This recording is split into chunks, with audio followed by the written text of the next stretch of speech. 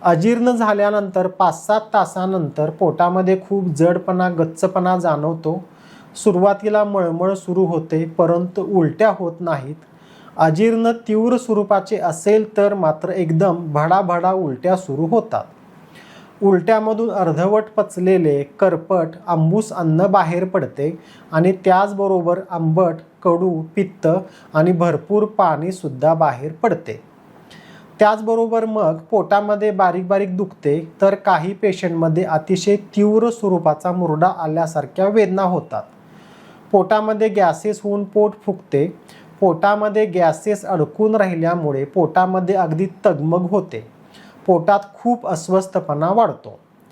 तीव्र अजीर्ण झाल्यामुळे किंवा आतड्याच्या इन्फेक्शनमुळे आतड्याला तीव्र सूज येते आणि आतड्यामधील पाणी जमायला सुरुवात होते. त्यामुळे आतड्यातील पाण्याचे प्रमाण वाढून तीव्रतेचे जुलाब लागतात आणि तापसुद्धा येतो. भरपूर उलट्या झाल्यामुळे आणि जुलाब झाल्यामुळे शरीरातील भरपूर पाणी बाहेर पडल्यामुळे डिहायड्रेशन होऊन पेशंटला पूर्ण पेकळून पडल्यासारखे होते. खूप अशक्तपणा येतो, जीभ कोरडी पडते, सगळे अंग गळून जाते.